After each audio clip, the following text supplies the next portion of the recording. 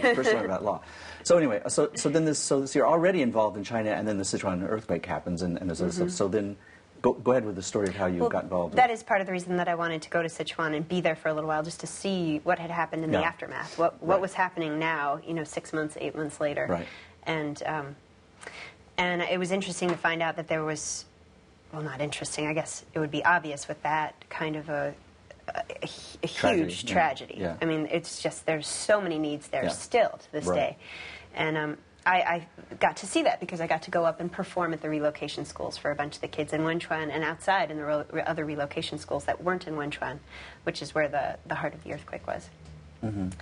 And the kids would come up to me after I'd play, and I'd have these little girls crying and hugging me and saying their stories of how they lost everybody or lost this person, or I just don't know how to believe that the earth will continue to exist tomorrow. Wow. And that's the big issue, is they feel like they're going to jump off a precipice and never come back. And everybody they know and love will too. Right. I mean, that's some serious psychological scarring there. Yeah.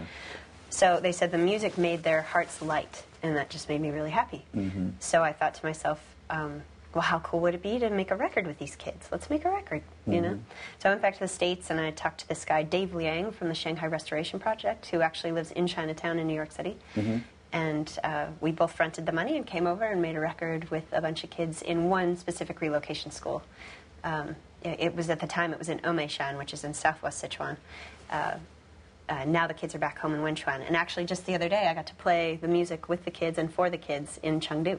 For the first time, which was amazing. That's awesome. That's amazing. That's incredible. It was amazing. The record's called After Quake. And just for people to know, if they buy it, the money goes back to the relocation schools. And it's all electronica music mixed with the proceeds kids. Go to this, to the fund? To Sichuan Quake Relief, who takes the money and puts it directly into the schools. There's really very little in between. So it's really everything. You buy it online, afterquakemusic.com, iTunes.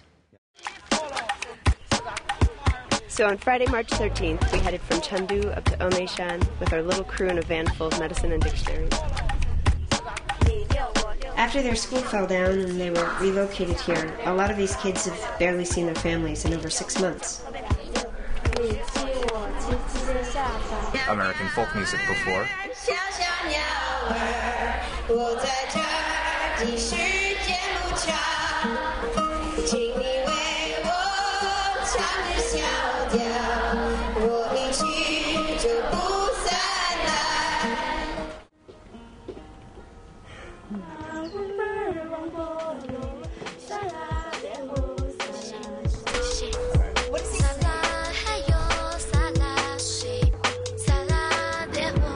It's 6 a.m., Chengdu.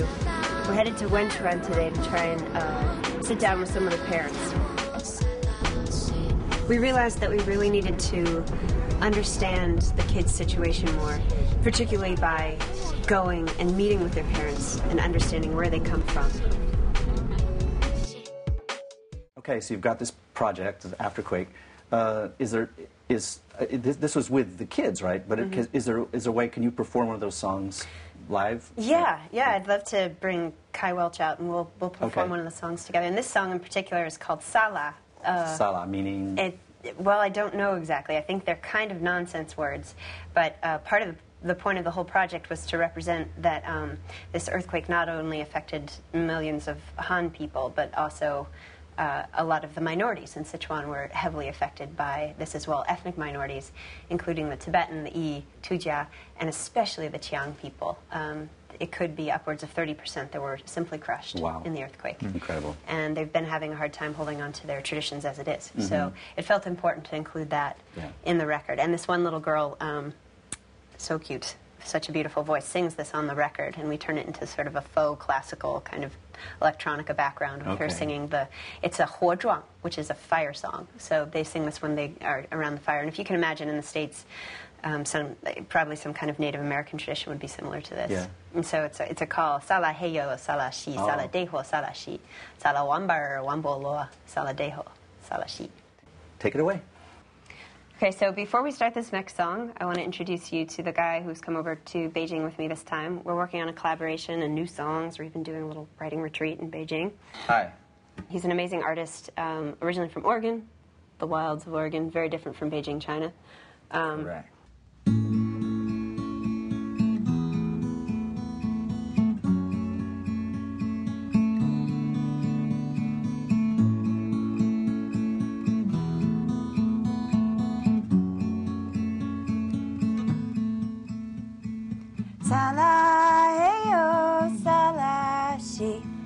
Sala de ho, sala si, sala ambar wambolo, sala de ho, sala si.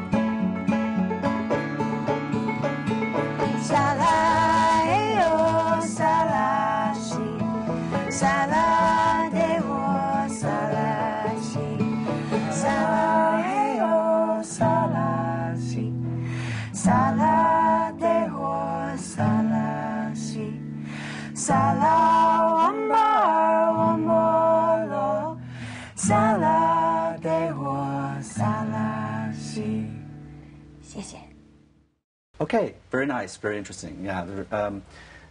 So, what was it like working with these kids? How did you? I mean, they didn't have to have any musical talent at the outset. You just assembled these kids together, right? How was that process? The process of making After Quake with the kids. Well, luckily we had this strong connection with this organization called Sichuan Quake Relief, and they have Chinese.